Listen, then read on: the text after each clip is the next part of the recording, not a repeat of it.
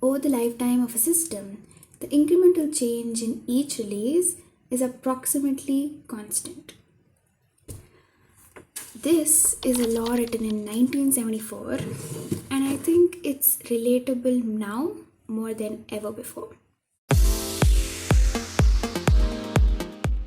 I just got the One UI 8 update on my Galaxy M55 a few days back. And so here are my thoughts on the One UI 8 budget edition. So this video is divided into two parts. The first one is UI changes, and the second one is the new features. So jumping right in, here are the UI changes. Now there is no major UI change here, but there are quite a few of them. But again, most of them are very subtle. The first and foremost thing I noticed was more rounded corners. Like you can just see them everywhere. Like here in the settings menu, the reminders app and the call logs. And then we have bigger and bolder text. That you'll mainly notice in some of the widgets and menus. And speaking of menus, some of them have been redesigned or just reorganized. Like the menu in the gallery, or this menu which appears when you scan a QR code. And there's been a change in the way the notifications react when you interact with them. Like when you click on them, there's a subtle change in the animation. And overall, I felt there is a very subtle but present hint of liquid glass inspired UI here. Like just take a look at these buttons here. Or just how the alert pops up when you mark a reminder completed. Now, this is obviously not exactly liquid glass, but I believe it is definitely inspired by liquid glass. So yeah, no major UI change, just a few subtle ones here and there. My biggest complaint though is that Samsung has still not given the ability to just force apps to look uniform when you apply a theme. Like this is my app screen. Like this has been the case ever since I have been able to put themes. Like why? Just Samsung, why? Third party home launchers are able to do it. Why is Samsung not doing it? That's a rant of its own. And I spoke about this in the One UI 7 update as well. But this time it seems a little more messed up for some reason. Like the part that I spoke was that the emails were being like shown abruptly and the spacing between the lines of the notifications were less and it was looking cramped. Well, they've kind of fixed that, but then look at the alignment here. Like, why would you do that? Like, why do they have uneven gaps? It just doesn't look neat. Okay, so that was it for the UI changes. And now here are some of the quite a few features that Samsung has added as part of this update. Okay, so the first one is the ability to group alarms. Now you can just group all your alarms as one group and add them as a widget to your home screen. It doesn't matter if it's two alarms or just countless. You know who you are. Second one is an update to the split screen view. You can now adjust the ratio between the two apps in your split screen and make it 90 is to 10. Like if you're doing something that requires most of the screen, but then you also want an app to be on the screen but just to the side as much as possible, that is now something you can do. And when you want the smaller app to occupy the bigger space, you just have to tap on it and it will switch. The next one is to sort downloads by apps. I think this is pretty useful because you don't have to now search through all the downloads from all the apps just to get one of them, especially when you know which file you need and which app it is from. Next one is an update to the calculator app. You can now use the scientific calculator mode in portrait.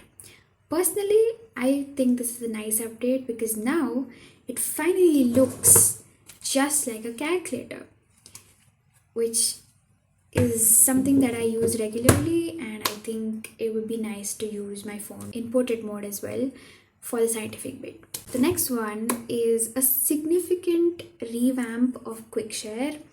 But this is only for Galaxy devices. Like, this is a Galaxy ecosystem feature now where you can share files with nearby Galaxy devices like AirDrop pretty quickly and efficiently, and it's quite seamless. I tested this with two friends. One of them had a Samsung phone and the other one was not a Galaxy phone. And the same 80 MB file took around 7 to 8 seconds for me to send from mine to the Galaxy one, and took 4 minutes from the Galaxy phone to the non-Galaxy Android phone. So yeah, I think this is now a competition to AirDrop. I personally haven't used AirDrop, but from what I know, it's pretty fast and efficient. And I think Samsung is there. There's also an update to the calendar app where you can now add reminders directly in your calendar app. You don't have to go back and go to the reminders app separately to set a reminder, which I think is cool. I think it was long due. Like they could have just done this a while ago, but they didn't. You can also set notification styles separately for each app. You have an option between brief pop-up and detailed pop-up. I personally do not find any use case for this feature, but if you have a use case, then now you can do this. Now these are some of the major ones I felt. There are also quite a few others. Like, now you can add sticky notes in your Samsung Notes. You have call captions. You have the ability to take notes in your call. And then there is predictive back, which is a labs feature, and it does not work for all apps. It just works for Google apps, which it did before, and now Samsung apps. So no third-party apps like WhatsApp and Instagram support it. And I think it'd be better if they did. To have that uniformity just makes sense, but it isn't here yet. Now these are all the features that I tested and they worked, but there are some that did not work. Like, I'm supposed to be able to swipe up anywhere on the camera preview screen when I'm inside the camera app, and I'm supposed to be able to access the quick settings, which I don't. Like, it just does not. When I go to the settings and I click on this option, it just leads me back to the preview part of the app, and I've not been able to do it. It's been almost a week since I got the app update. And then the tips section does not work. Just says couldn't connect, even though I'm well connected to the internet. There's a mention of improved profile cards. I did not find any improvement from previously. Like, just, I don't know what specific improvement they're hinting at. And Samsung has mentioned revamped visuals for the weather app. And personally, I feel this is kind of cool, but I would have loved it even more if they could somehow integrate this into the widget itself. So yeah, that was it for this update, which had a lot of incremental changes.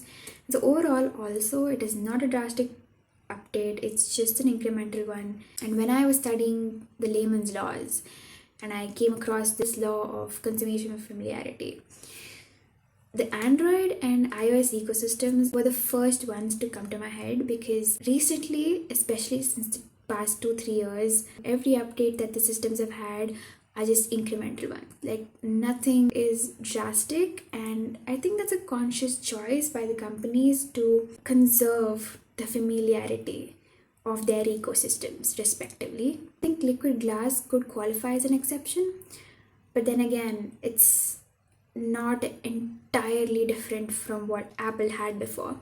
That was it for this video. If you found it useful, do give it a like, and if you're into tech stuff, do subscribe.